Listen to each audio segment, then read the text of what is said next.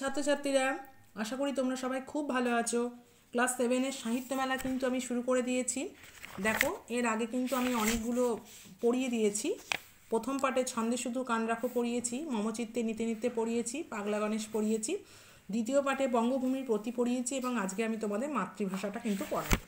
দেখো, এই মাতৃভাষা কবিতাটি কার লেখা না, এই মাতৃভাষা কবিতাটা কিন্তু কেদারনাথ সিংয়ের কিন্তু লেখা। আচ্ছা, প্রথমে আমরা একটু কবি পরিচয় একটু জেনে নিই। কেদারনাথ সিং, ওনার জন্ম 1934 সালে কিন্তু জন্ম ওনার।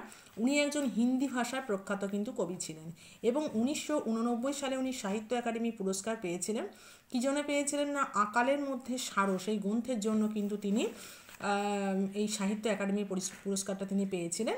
এবং গোরক্ষপুর বিশ্ববিদ্যালয়ের উনি ছাত্র ছিলেন এবং পরে জওহরলাল নেহেরু বিশ্ববিদ্যালয়ে কিন্তু উনি অধ্যাপক কিন্তু হন। সহজ দৈনন্দিন ভাষার কবিতা লেখেন, যার মূলে কী আছে না, জটিল জীবন সমস্যার প্রতিফলন। ঠিক আছে। আচ্ছা, ওনার বিখ্যাত কিছু কাব্য সংকলন আছে, সেটা হচ্ছে আভি বিলকুল আভি, জমিন পাক রহি হ্যায় ইত্যাদি। তিনি গল্প এবং প্রবন্ধ রচনাও কিন্তু করেছেন।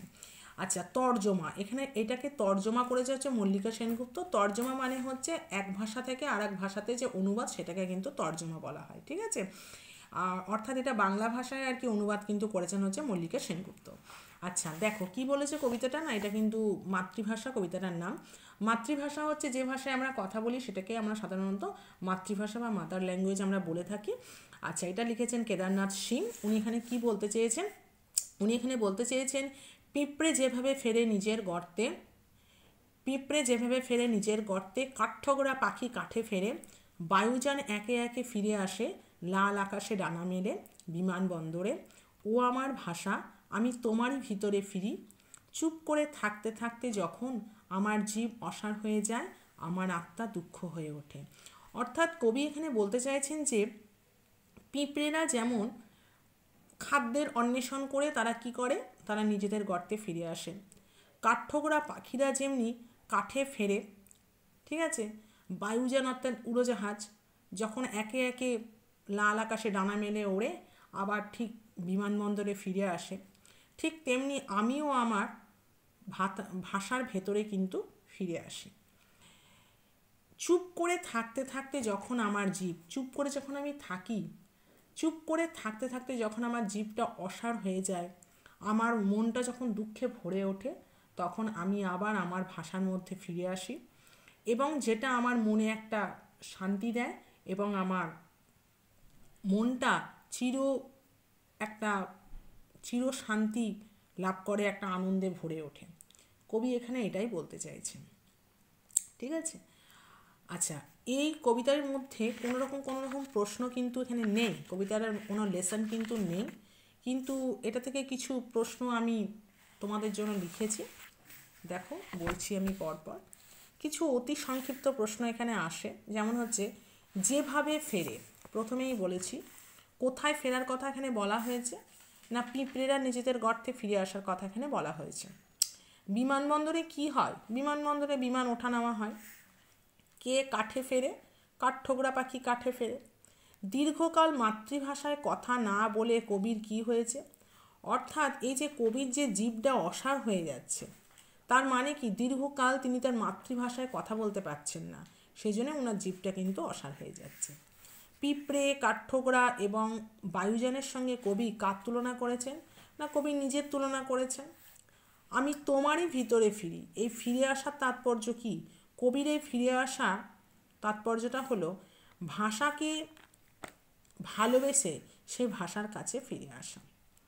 অর্থাৎ কি, পিঁপড়ে, কাঠঠোকরা, বায়ুযান, পিঁপড়ে যেমন নিজের গর্তে ফিরে আসে, কাঠঠোকরা যেমন নিজের কোটরের মধ্যে ফিরে আসে, বায়ুযান যেমন আকাশে ওড়ার পর আবার বিমানবন্দরে ফিরে আসে, ঠিক তেমনি কবিও কিন্তু এখানে কি করছেন না, কবিও যখন দীর্ঘকাল উনি নিজের মাতৃভাষায় কথা বলতে পারছেন না, ওনার জীবটা যখন অসাড় হয়ে যাচ্ছে, ওনার মনটা যখন দুঃখে ভরে উঠছে, উনি কিন্তু তখন নিজের মাতৃভাষার কাছে কিন্তু ফিরে আসছেন এবং এখানে ফিরে এসে তার মনে একটা গভীর আনন্দ অনুভব হচ্ছে এবং ওনার মনে একটা বিরাট তিনি শান্তি অনুভব কিন্তু করছেন।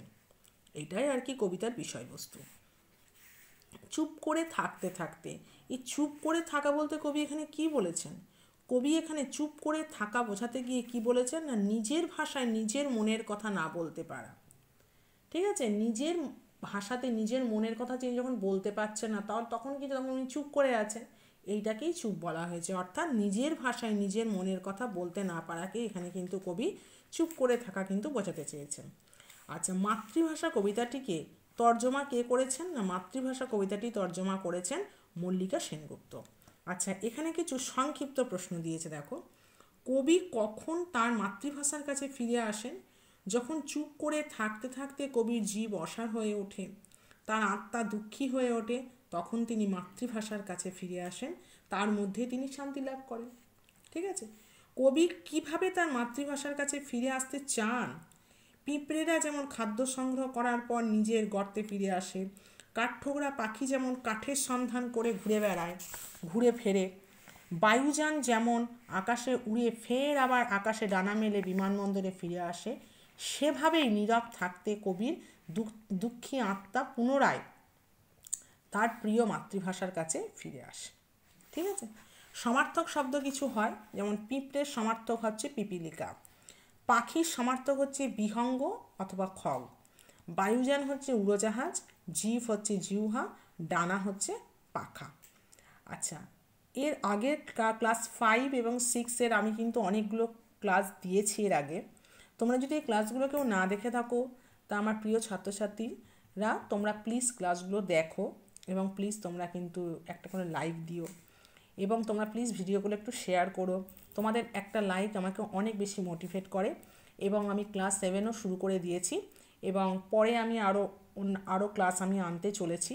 এবং এরকম তোমার স্টাডি ভিডিও পাওয়ার জন্য প্লিজ আমার চ্যানেলটিকে সাবস্ক্রাইব করো। Thank you for watching my class.